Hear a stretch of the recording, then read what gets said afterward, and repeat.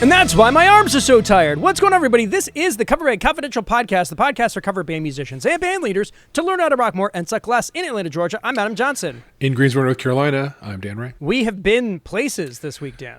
Diverse places. Just not many hours ago, we would have said we were in different places completely. Yes, but now we are back where we normally are. In our normal places, yes. But to get to normal has been quite an ordeal this week, It's been a journey. Listen, when, the world dumps, I don't know about you, half an inch of ice on your town and tries to take the power out for everybody, and more flights are canceled than since the early days of COVID. It was a storm.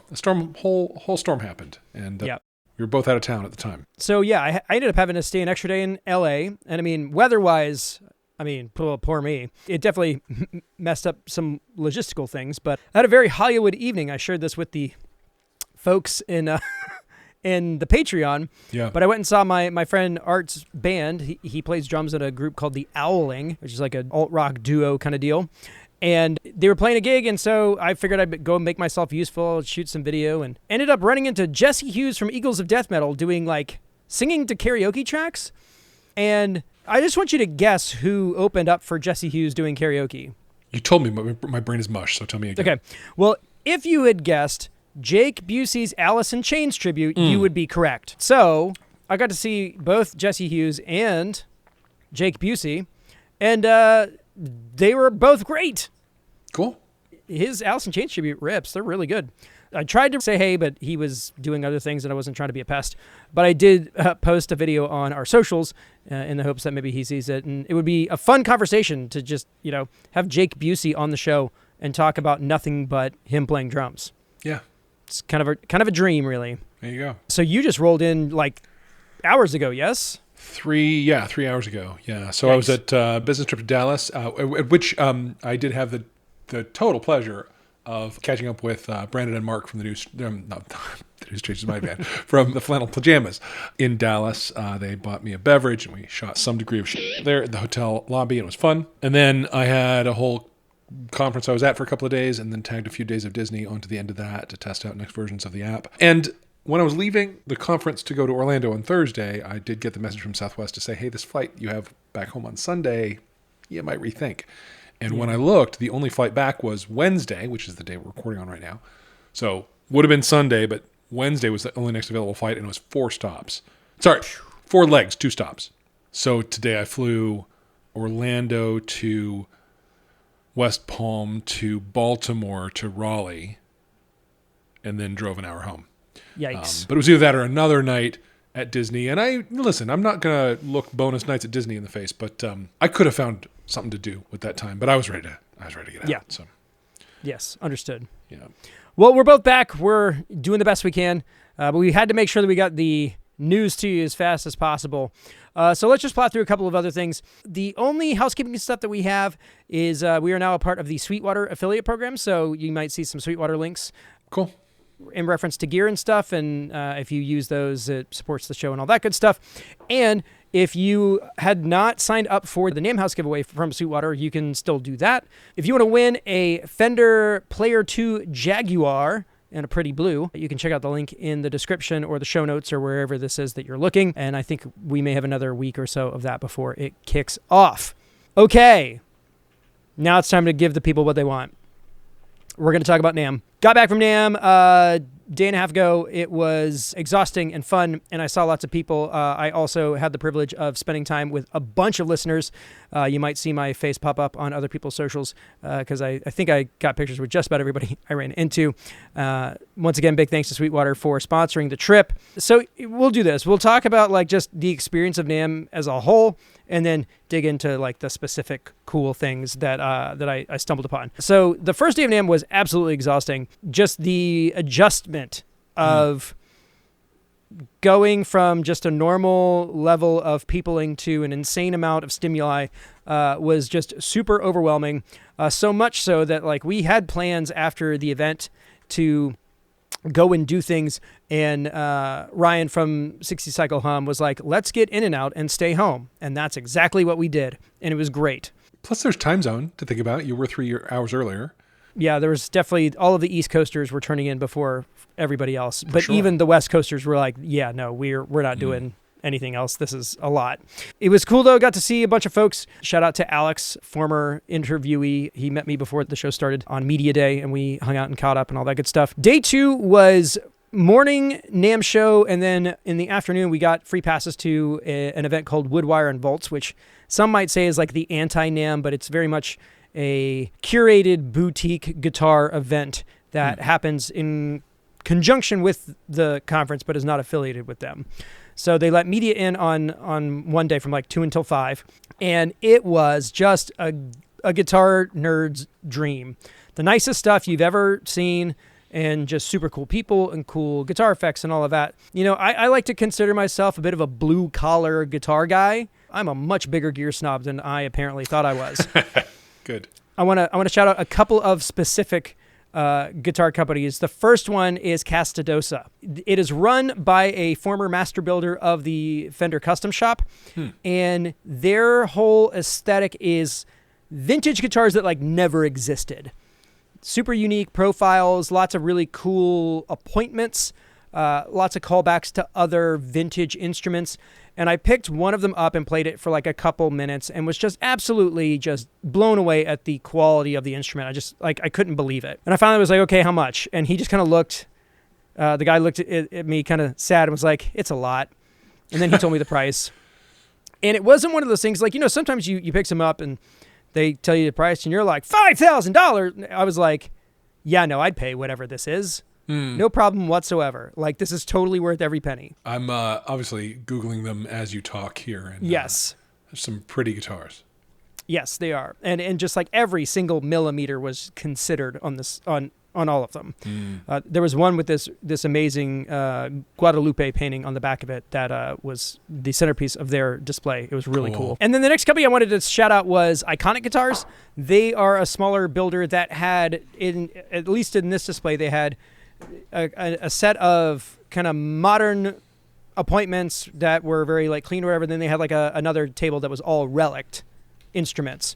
And of course the relic ones were the ones I was kind of leaning towards. One of which was a Floyd Rose single humbucker, hot rod flamed, but like relic like it was original from the 80s. So it had like lived a life or whatever. Played phenomenally. They also had this crazy, I kept calling it a sleeper. It was a 7-string Strat that, unless you really like looked at it, it didn't present that way. And the real kicker for that was I got to try that one out and the other one as well on the brand new Quad Cortex Mini, because they were the only vendor outside of NAMM and really Neural DSP to have them. So it was really cool to be able to like play that thing without a crowd or anybody waiting and just like put it through its paces. It sounds really good. And it looks, when I saw it at first, I was like, this looks like a render. Doesn't look like a real product. It looked like something, something that pops up on like a rumors page. Right, but right. I seen it in person and it is, it's really something. Okay. I know that you are on the outs with Neural DSP, but from just a hardware UX standpoint, it's real pretty. On the outs is a little stronger than I would say. I've kind of moved on. A little gun shy about it. Yeah. What happened to my Quad Cortex was probably a one-off. Sure. I wouldn't want to, advise anyone around it. But yeah, no, I think it's a cool looking thing. And for sure, all my patches would carry right over to it and be totally transparent to keep moving. Why I liked the Quad Cortex in the first place was its low footprint. So to go even lower, it's literally the size of a Stomp, right? It's a little bit bigger than that. Kind of a halfway between the Stomp and the Stomp XL. Still. Yeah. So a little bit taller, whatever. It was really neat, and just from like a player experience, it was really cool. I like the way it's mostly screen, right? Yeah, it is mostly screen.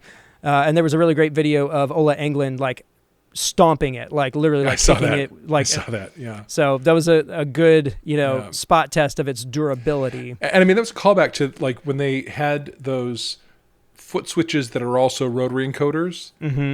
They did some video of sort of torture testing those and demonstrating that they weren't, going to fall apart on you. Yeah. A lot of people are commenting about the price, but I think we're just kind of in a spot right now where gear is more expensive just because of reasons, and we're just not going to get into them. Yeah. But it's going to be a bit of a sticking point. All right, moving along. Day 3 and 4 were actually like days where I felt like I got stuff done. There was definitely like social stuff in the evening. We had a taco party on the last night. Had a bunch of creators come over and had us a grand old time with at the house. Yes. Nice.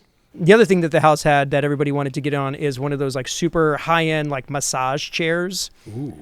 Where it like shiatsus like your entire body and like rubs your feet and compresses your legs and stuff. For sure. That was probably the greatest thing about that house is that like you just spent all day, you walked like 10, 15 miles.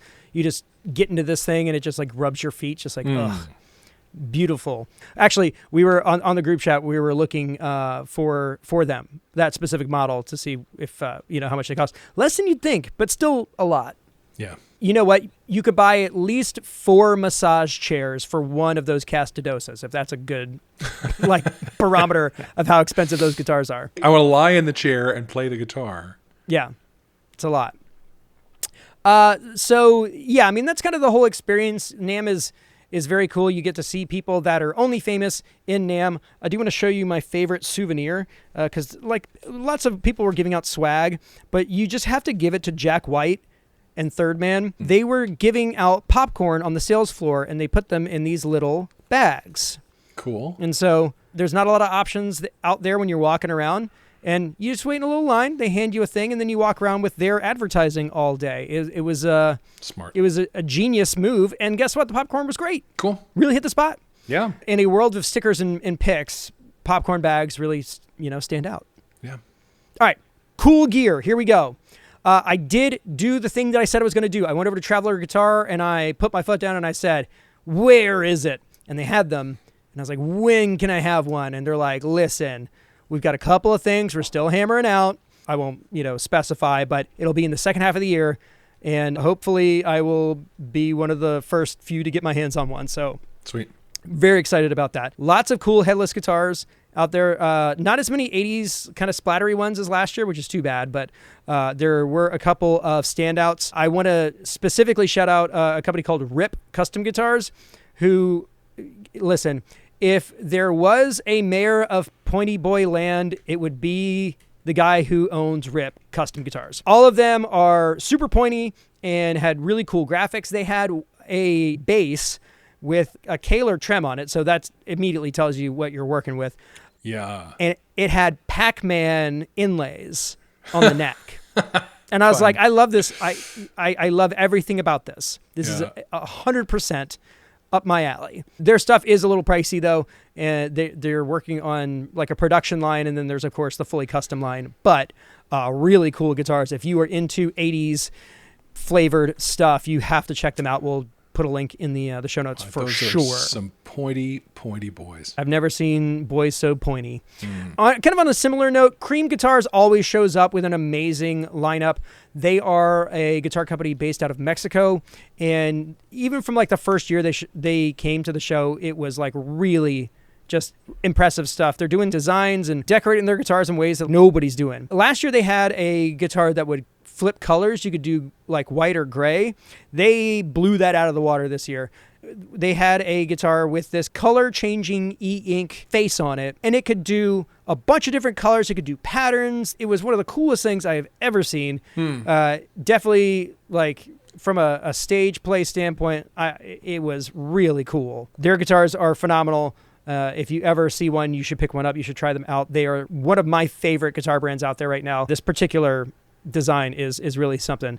If you're watching this on the YouTubes, I will have a video of what that looks like. So if you're missing that, maybe I'll put it up on our socials if you're not watching this on YouTube, though most of you do. To continue with the trends that I noticed in past years, lots of really amazing affordable import brands. Brands that you've probably never heard of, that are putting out instruments that are exquisite and at price points that like I could not believe. There was this one company that was selling headless guitars that of course are cool and I enjoy those, but they had a fan fret acoustic that played phenomenally. It looked gorgeous. It was just one of these unbelievable instruments. I'm playing this thing and I'm just like blown away. And it was like, what's the MSRP in this? And I'm like, oh, $650. I was like, dollars? It was truly unbelievable. It's one of those unique things about NAMM is that Typically, Fender and Gibson don't participate. I'll get back to that in just a second. It does leave a lot of room for some of these smaller builders to kind of push through. And so in that vacuum, there's a lot of really cool stuff out there to kind of check out that's a little out left of center and really, really good. Well, and that's exciting because just a few weeks ago or I don't know if you were, I was kind of bemoaning the fact that there are 3 guitars that are acceptable.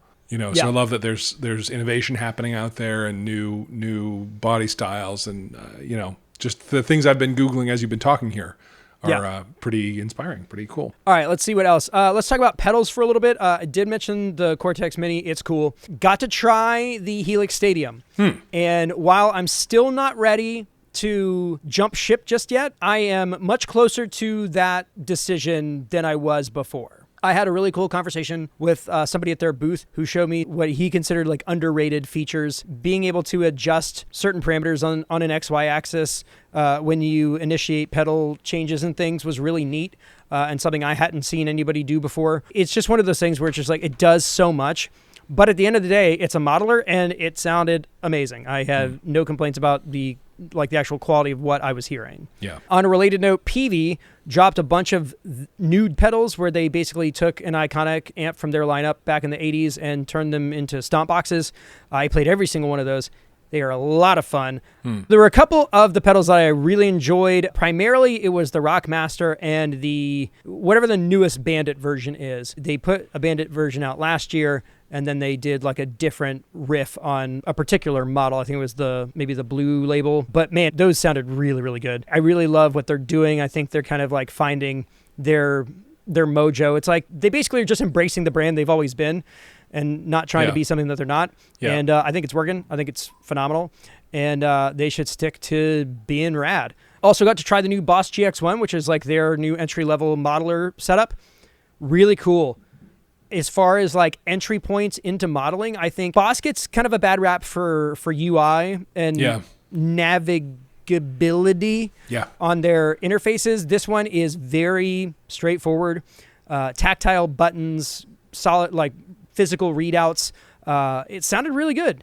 And I think if anybody is in the market or wants to maybe slide into modeling with kind of a low stake proposition, I think they're a absolutely phenomenal option. What does that run? Like $229. Oh, okay. So yeah, super affordable. Yeah. And then to wrap up just guitar stuff, Epiphone showed up with nothing but heat this year.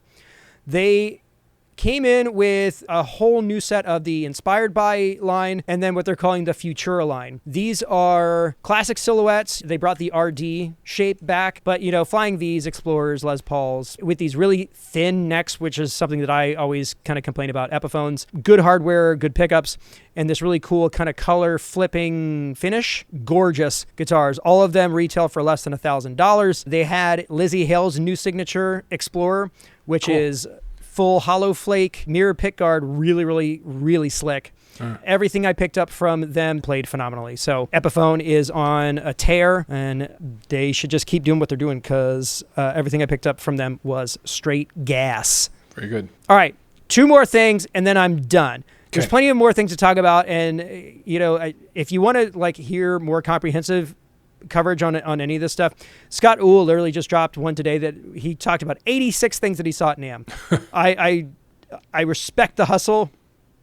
I couldn't do it. Well, and maybe on a night when we both haven't just landed airplanes, right, it'd be a different story. But yeah.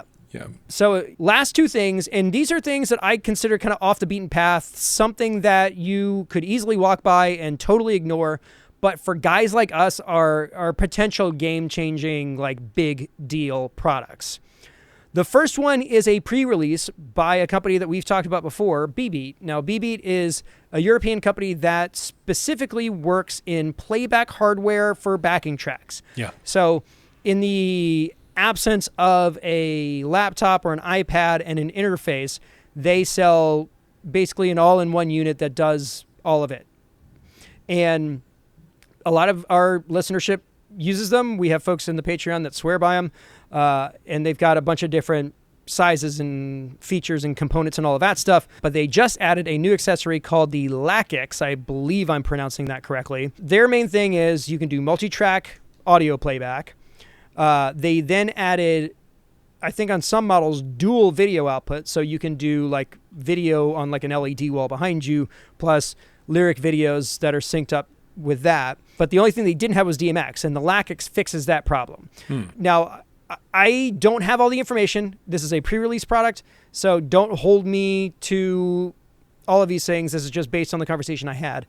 My understanding is that this is an accessory that works with the B-Beat ecosystem, so it's not a standalone accessory, but the way he said that made it seem like it may not always be that way forever, but again, don't hold me to that. Very similar to what your Maestro DMX would do. The difference with this one is that there's a software component, and instead of it just listening to the audio as it comes in and then pumping DMX out, you load your audio into the software and it generates a DMX show for you and then saves it to the LACX. And includes it in the replay. Exactly. So those two devices are synced together. And so when you press play on playback, it also starts the DMX commands as well. That's pretty cool. And for folks like us, that could really be a big deal. If the prospect of starting our show again from scratch in a new system wasn't so existentially terrifying, I would consider it. But I did have one of those really uncomfortable conversations with them like I had with Rev last year. I had a good conversation with them this year about the cabs, but like did that thing where it's like, do you realize what you've done? And they seemed really excited that we were excited about it. So hopefully we can get our hands on a test model at some point and give it the full run through when it's available in the States. It'll be available in Europe within a couple of months, but it'll be, I think, closer to summer is what they told me. And then the last thing, again, a totally utilitarian box that if you look for it, doesn't exist anywhere on the internet. But I saw it on a leaked posting on like a music gear website, but then saw it in person at the Behringer booth, which was a lot of fun. They had all of the new synths that they did. They have an Oberheim. They now have a Juno emulator that like super fun synths, but they also had the Wing and the Behringer SCU. It's about the size of a direct box, but it is a Stage Connect interface that allows you to convert things like Ultranet to Stage Connect. It gives you the ability to take a connection with like one of the XR series Behringer deals and directly connect it to a Wing or an M32 or, a more capable system. One of the things that was kind of like a critique of the XR line is that it was kind of a closed system. There wasn't a way to connect multiple devices or anything like that. It was kind of a one and done deal. Well, this device fixes that problem in a very like clean, sophisticated way. So like you could use an XR18 as a stage box into a Wing. Yes. Wild. So, if you were going into a venue that had like an existing ecosystem, you could theoretically use your mixer that you gig with on the side and just plug them into each other without any sort of kerfuffle or analog split or anything like that. Cool. Which is pretty amazing. Yeah. And I think they say it retails for like a couple $100. Cool. If you were like, oh man, we're going to have to consider upgrading to a new console, like, no, you could get this $200 box and solve the problem, for the most part. So totally under the radar. These are two boxes that, connect to other boxes, but like those connections are kind of the biggest deal. Very interesting problems. Yeah. Yes. And listen, there are dozens of other things that I could talk about as far as gear that I saw or whatever. But, I think from our standpoint, there are tons of channels out there that are literally just walking up to every booth and being like, what's your name? What's this thing? What's it do? And if you are looking for that, you will have no problem finding it. For sure. I think what a lot of the people that I was staying with kind of take from it is that it's kind of our job to curate and point people in the right direction. Yeah. So while the list I could give you is rather extensive, these are the things that really stood out to me and that I think are important. Everything else, you can find out or you can send an email, leave us a comment. I will talk about any of these things at length if you'd like me to. But those are the things that really jumped out at me this year at NAMM. We'll definitely be back and this is another one of those years where I just realized, man, it sure would be nice to have two people from the same show working together. Yeah. Yes. I kept seeing my housemates. They were like, one of them was holding the camera and one of them was talking. I was like, right. That's great. That sounds like I would a plan. love that. Yeah. Yeah. If you want to see any footage, again, check out our socials. Watch this one on YouTube. There'll be lots of clips from the Meta Ray-Bans. I put them to good use this week. Very nice.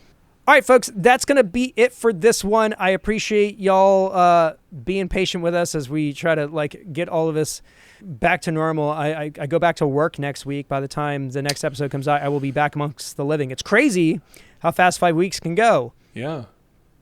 Also, it's supposed to snow this weekend. I don't know about... We're once again. So, outside pod stuff has just been a little much.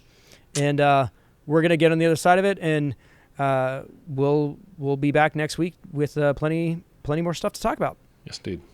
If you like to support the show, you can do a number of things, but I'll go ahead and call it for this week. In Atlanta, Georgia, I'm Adam Johnson. In Greensboro, North Carolina, I'm Dan Ray. You have been listening to the Coverbandconfidential podcast for the week of January 30th, 2026. Stay warm out there.